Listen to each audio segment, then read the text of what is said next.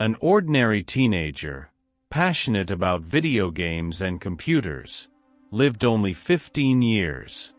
Even so, he left behind such a powerful legacy that today he is known as the Saint of the Internet. And let me tell you right now, you need to hear this story to the end, because it will move you. Before we continue, don't forget to like this video, subscribe to the channel, and share it, because this young man's life can touch not only your heart, but also the hearts of many people you love. But after all, how could someone so young manage to unite faith, technology, and charity in a way that still inspires millions of people around the world? This is the story of Saint Carlo Acutis. Carlo was born in 1991 in London, but was raised in Milan, Italy. From a young age, he showed something special, a curious intelligence, constant joy, and a sensitivity that drew attention. He loved to play, to use the computer, and also to play video games, just like any other teenager of his time. But unlike most, he had a solid faith that shaped his daily routine from early on. Accounts from family and friends show that he didn't just believe, he lived his faith. He helped classmates, offered attention to those in need, and treated everyone with respect and kindness. For him, goodness was found in the small gestures of everyday life. But there was also a talent that set him apart. He was fascinated by technology. As a child, he taught himself how to code and build websites.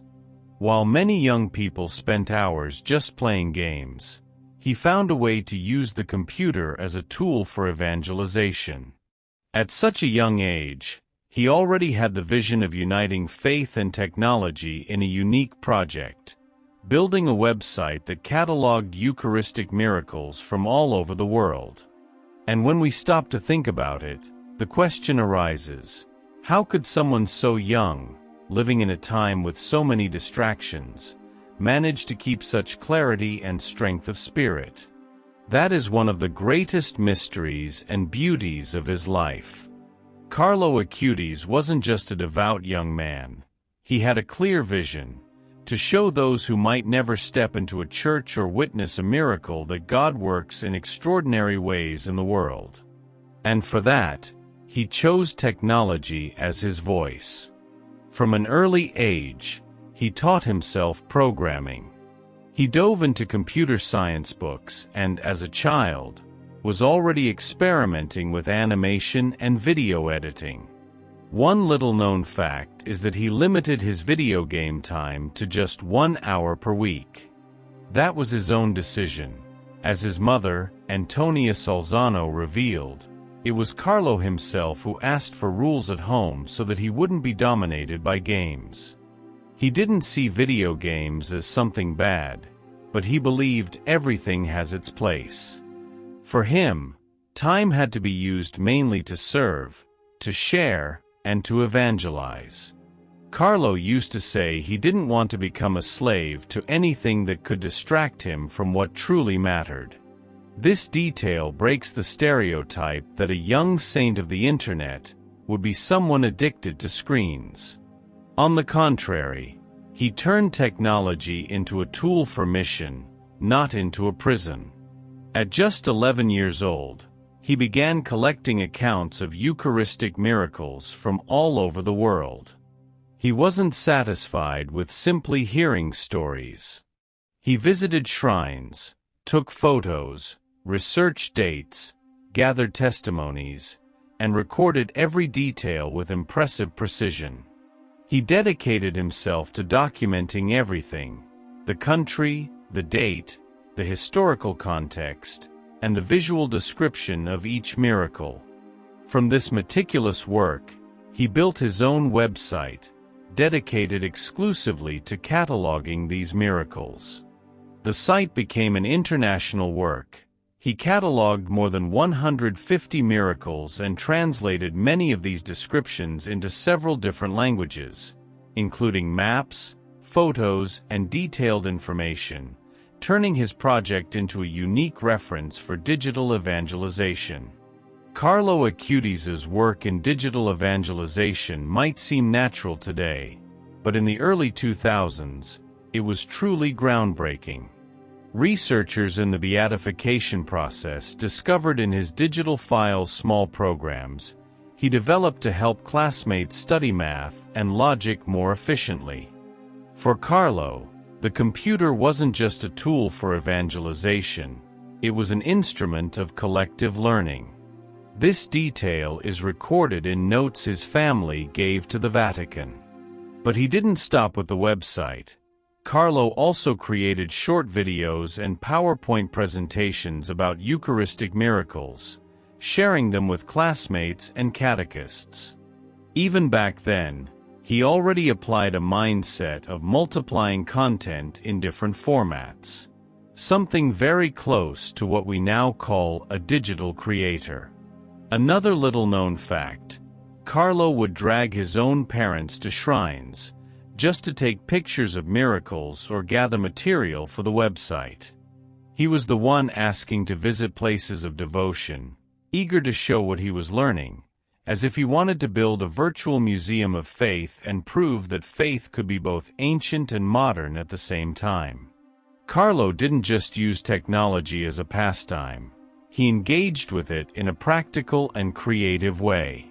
In 2006, he dedicated the entire summer to developing the website of the Jesuit school he attended, the Leo XIII Institute in Milan.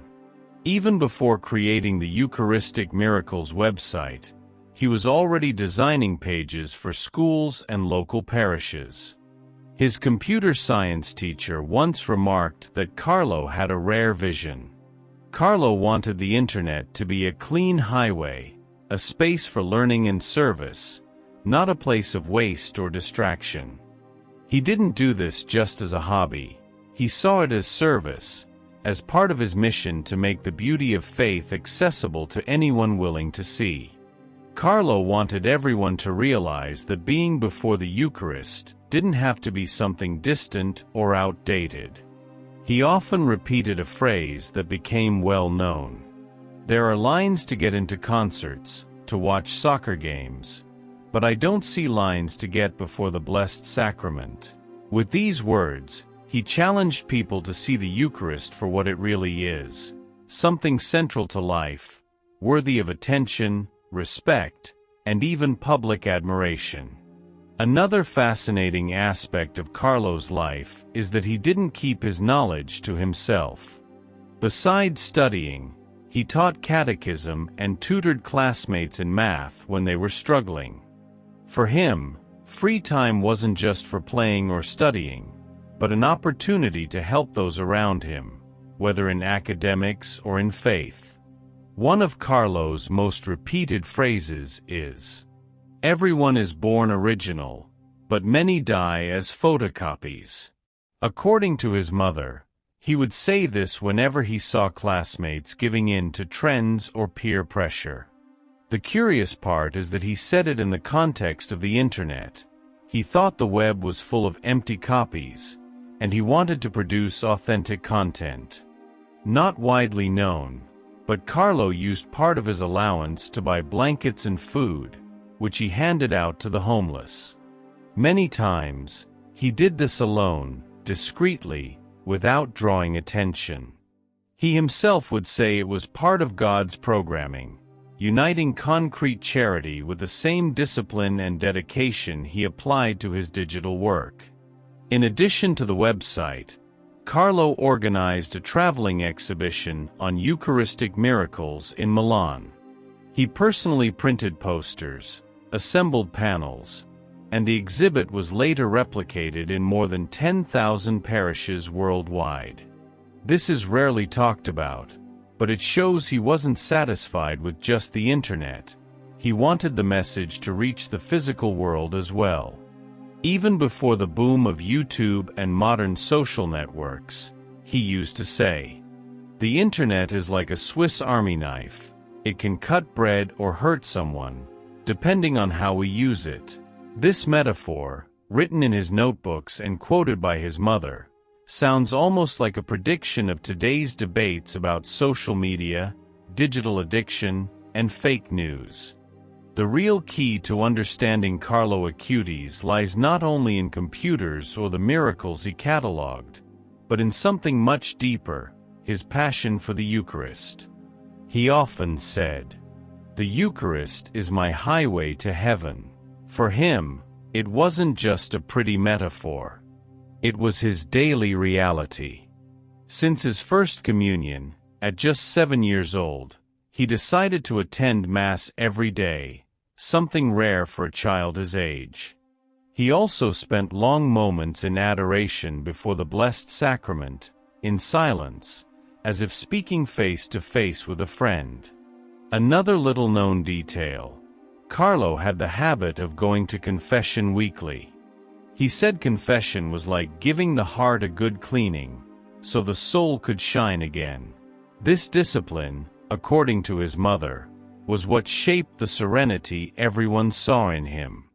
Another striking point is that Carlo never hid his faith.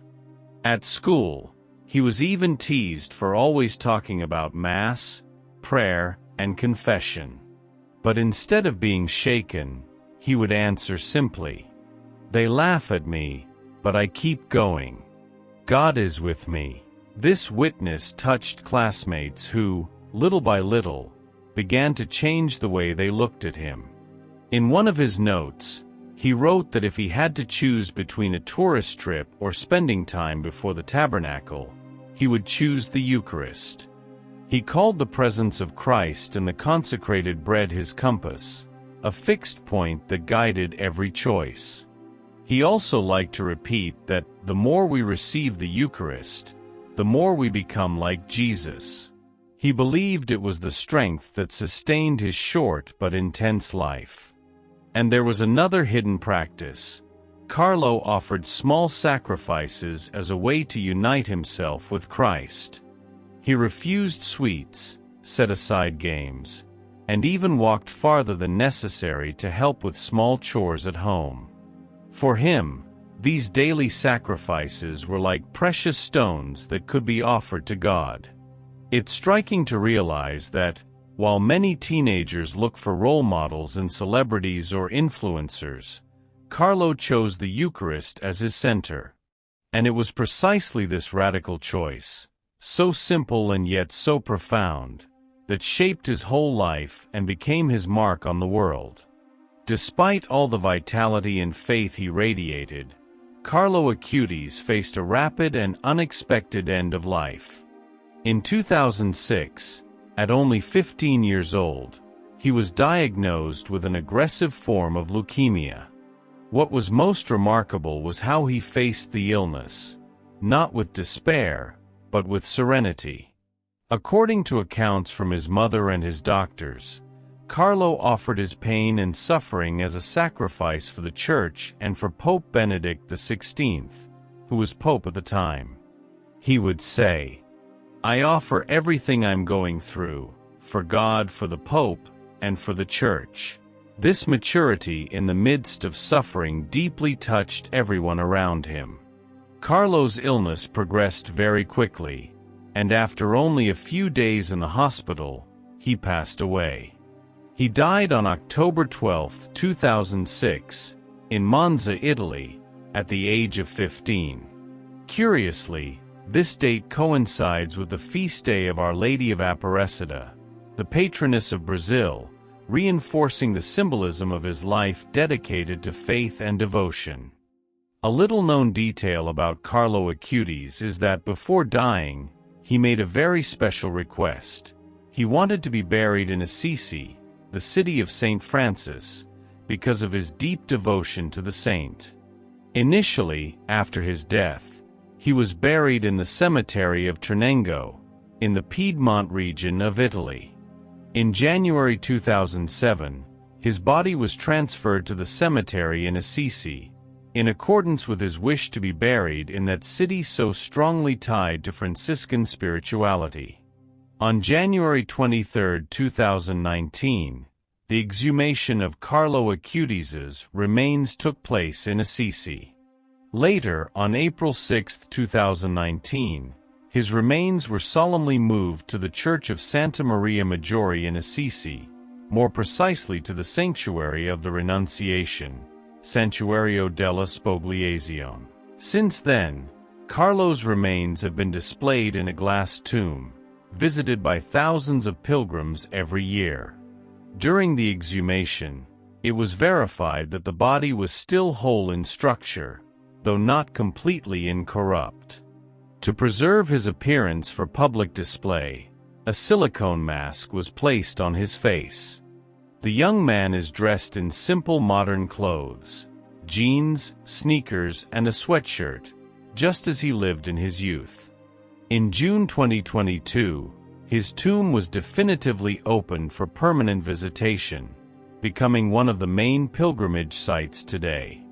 Today, Carlo Acutis is remembered not only for his deep faith and love for the Eucharist, but also as the saint of the Internet, recognized for his ability to unite spirituality and technology in the digital age.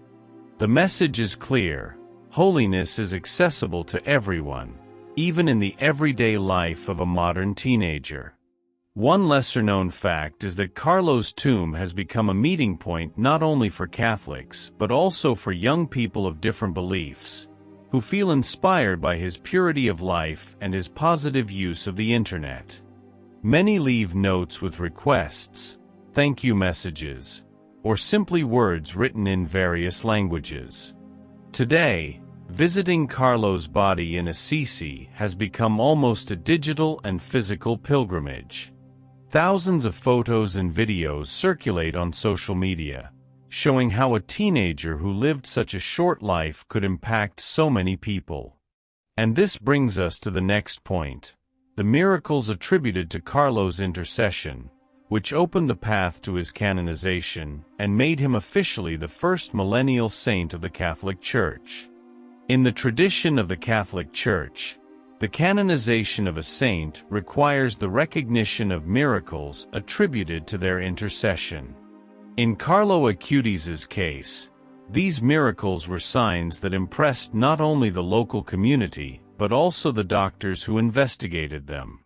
The first recognized miracle happened in Brazil, in Campo Grande, Mato Grosso do Sul. A 4-year-old child suffered from a rare disease called congenital annular pancreas, which prevented normal digestion. The family, desperate, prayed asking for Carlo's intercession. In 2013, after prayer, the child was completely healed, with no scientific explanation. Medical tests confirmed that the pancreas had returned to normal. This was the miracle that led to Carlo's beatification in 2020. But it didn't stop there.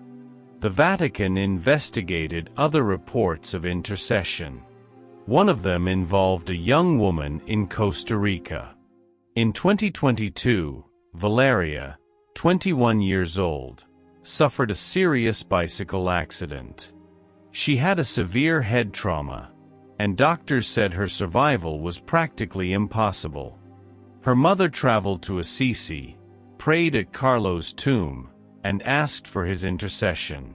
Just a few days later, the young woman began to recover unexpectedly, and today she lives a normal life.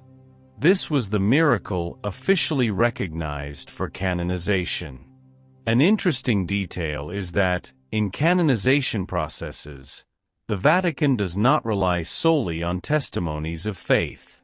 Independent doctors and scientists carefully analyze all medical records, trying to find natural explanations. When none are found, and the cure is considered immediate, complete, and lasting, then it is recognized as a miracle.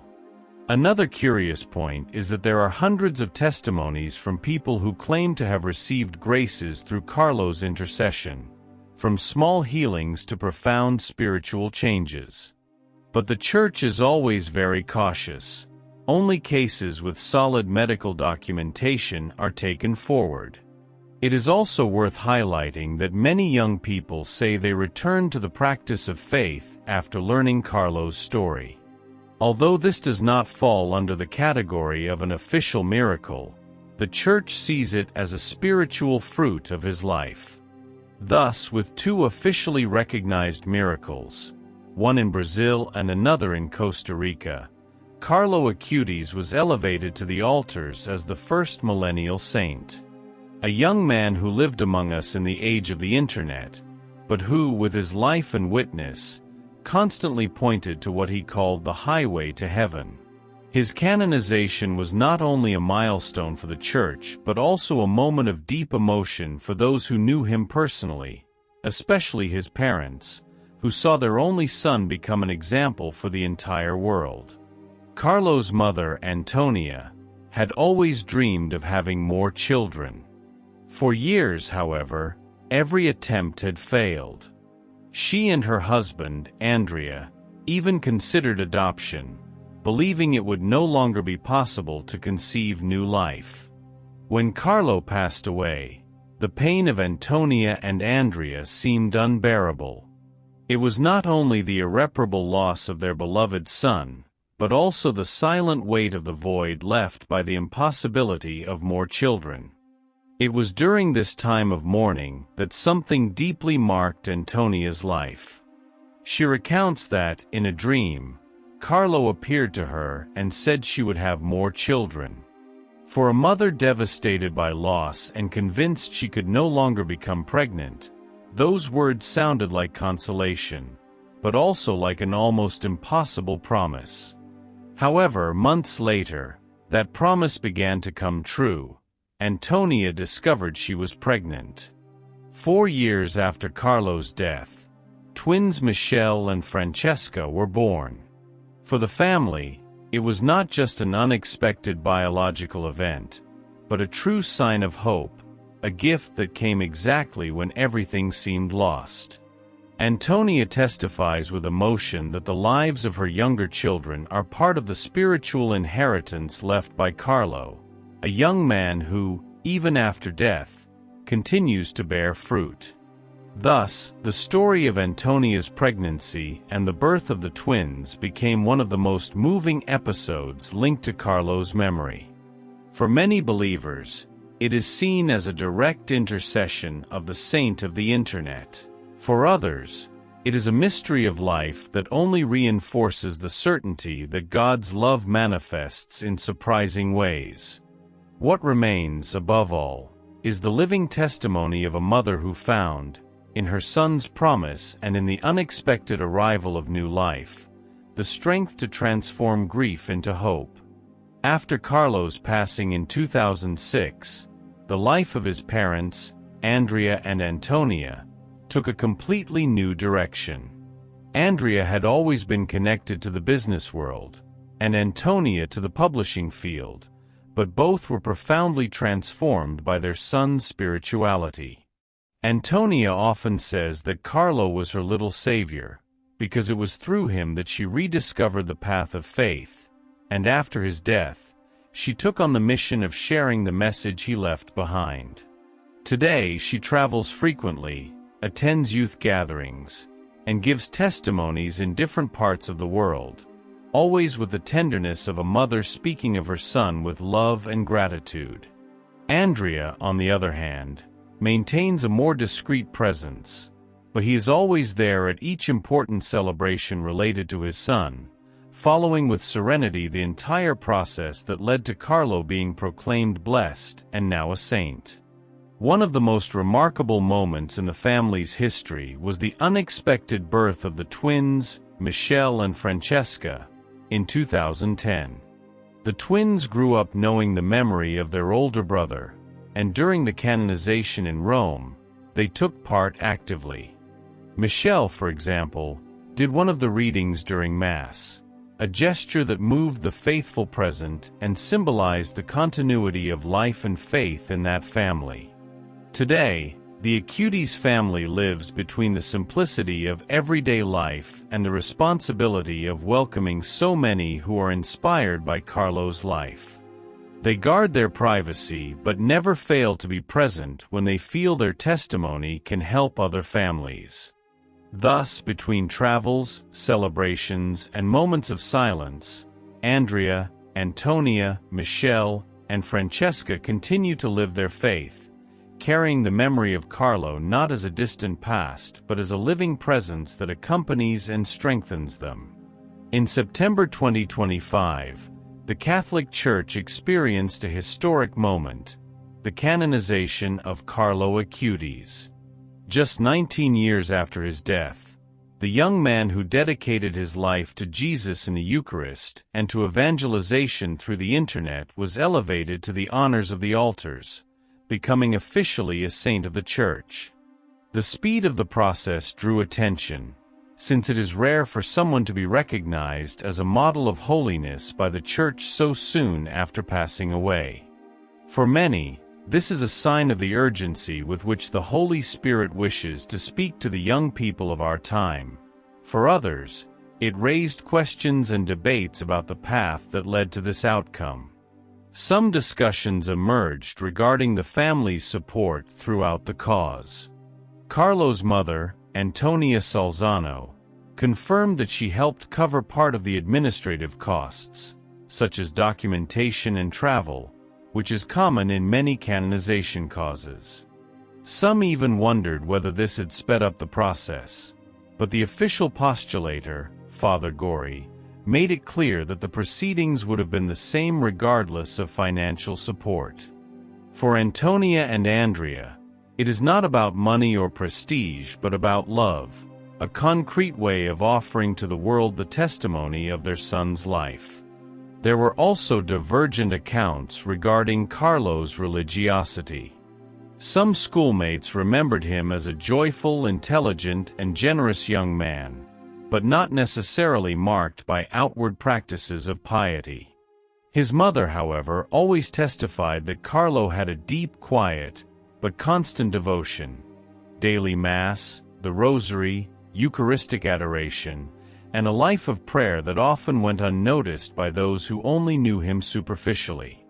And it is precisely here that many see the beauty of his holiness, not in extraordinary feats, but in daily fidelity, in the normal life of a teenager who lived his faith without ostentation, with simplicity and truth. Another sensitive issue was the emergence of abuses connected to popular devotion. After his beatification, cases of illegal sales of relics, such as supposed strands of hair, began to appear. The Diocese of Assisi firmly condemned these practices and took measures to protect the authenticity and dignity of the devotion to Carlo. This not only showed the strength of popular devotion, but also highlighted the need for pastoral care to prevent people's love from being exploited in the wrong way. The relics of Saint Carlo Acutis are tangible signs of the holiness of a young man who lived his faith with simplicity and depth. His incorrupt heart rests in a golden reliquary in the Cathedral of San Rufino in Assisi, Italy, a city he deeply loved.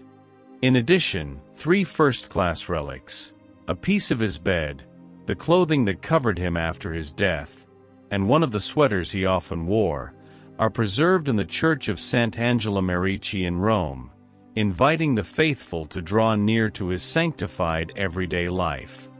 These relics, as well as strands of hair and pieces of fabric, have been distributed to more than 2,500 places around the world, including churches in Brazil, the United States, Mexico, and Venezuela, allowing many to come closer to Carlo and find in him a friend and intercessor. However, the devotion has also brought challenges. Recently, a relic was stolen from a parish in Venezuela, highlighting the need for care and respect in safeguarding these sacred signs.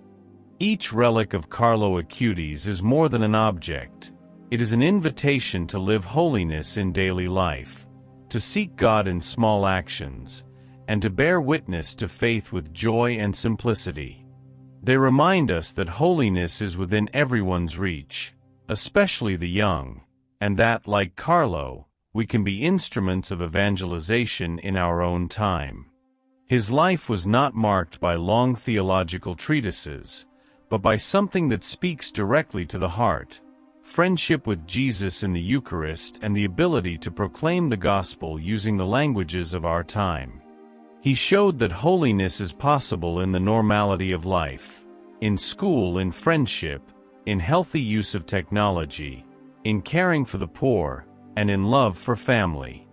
Today, as we contemplate Carlo on the altars of the Church, what remains is the luminous testimony of a young man who knew how to be modern without ceasing to belong to God. Criticism and debates exist and will always exist, but they are small compared to the spiritual impact his life has generated. Carlo Acutis is remembered as a gift for young people and for the entire Church, a brother, a friend, a sign that holiness remains possible and necessary at the heart of today's world.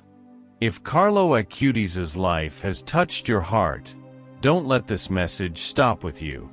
Share this video with your friends, your family, and your community.